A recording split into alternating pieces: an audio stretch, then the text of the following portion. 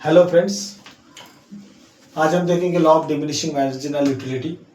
Shortcut में हम इसको डीएमयू भी बोलते हैं। एक्चुअली देखा जाए तो डीएमयू जो है और पहला लॉ जो इंट्रोड्यूस किया था प्रोफेसर गोसेन, तो उसके लिए इसको गोसेन लॉ भी बोला जाता है। याद रखो, diminishing marginal utility is also known as Gossen law.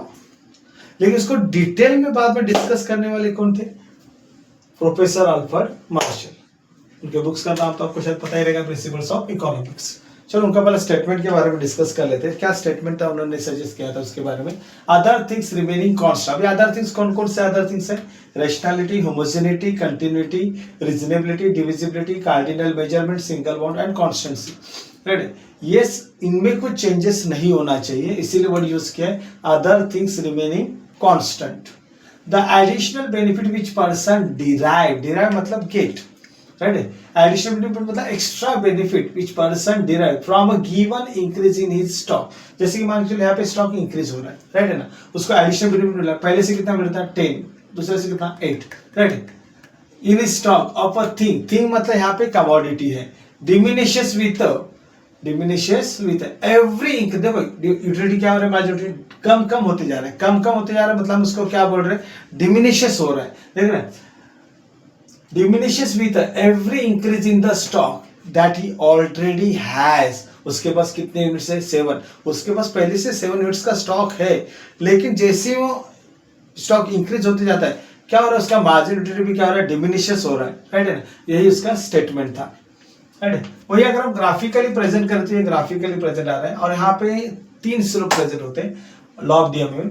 Law of DMU मतलब डिमिनिशिंग मार्जिन यूटिलिटी है मे बी, मतलब बोल सकते हैं हम slope of diminishing margin utility may be positive, may be 0 और मे बी निगेटिव, मतलब 3 स्लोप आ गए। फिर हम आते हैं एजम्पशन पे। एजम्पशन मतलब क्या? कंडीशंस है। अगर ये कंडीशन फुलफिल होगी तो ही हमारा लॉ ट्रू है, अदरवाइज हम ये लॉ स्टडी नहीं कर पाएंगे। अगर हमें लॉ स्टडी करना है तो हमारे पास क्या होना चाहिए? कंडीशन को हमें फुलफिल करना पड़ता है, उसी को हमने वर्ड यूज किया है एजम्पशंस। पहला कौन सा है? रैशनैलिटी। मतलब क्या? कंज्यूमर क्या होना चाहिए? Consumer must be rational, so he try to maximise his satisfaction, ठीक है। होमोजेनिटी मतलब पता ही रहेगा। होमोजेनिटी मतलब क्या? Same in colour, same in size, same in shape, same in taste, same in smell, तो सब कुछ, उसको हम नॉर्मली क्या बोलते हैं? होमोजेनिटी, राइट है। और ये तो पॉसिबल है नहीं, फिर हम स्टडी करते हैं। कंटिन्यूटी मतलब क्या? Commodity should be consume in a quick succession and there should not be gap between the consumption, उसी को हम बोलते हैं कंटिन्यूटी। रीजनेबिलिटी मतलब commodity should be consume in a reasonable size. मान के चलो आपको पानी पीना है, राइट है, कोई आपको चम्मच से पानी पिलेगा, चलेगा नहीं ना। यहाँ पे डायरेक्टली बकेट ला के रखते भाई पी लो पानी करके, तो भी चलेगा नहीं ना। तो पानी पीने के लिए क्या हम सर्व करते हैं? ग्लास। तो ग्लास क्या हो? स्टैंडर्ड साइज या फिर रीजनेबल साइज, तो उसी को हम पॉइंट बोलते हैं रीजनेबिलिटी। डिविजिबिलिटी मतलब क्या? Commodity should be divisible so it can be consume in small small units.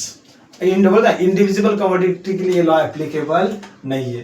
Cardinal measurement मतलब utility should be measure in cardinal number, that is 1 2 3 4 5 6 7 8 9 and so on, right है। लेकिन आपको भी पता है यूटिलिटी का साइकोलॉजिकल भी कंसेप्ट है, it can be measure in higher and lower concept, ठीक है। फिर भी हम चलो मानते हैं एजम्पशन, तो हम मान लेते हैं कि utility should be measure in cardinal numbers. और यहाँ पे क्या बोला है? At a times commodity should satisfy single bond, मतलब कमोडिटी सिंगल बॉन्ड ही सेटिस्फाई करनी चाहिए। अगर मल्टी बॉन्ड सेटिस्फाई करने वाली रहेगी तो यूटिलिटी कम नहीं होगी, यूटिलिटी बढ़ती जाएगी, ठीक है।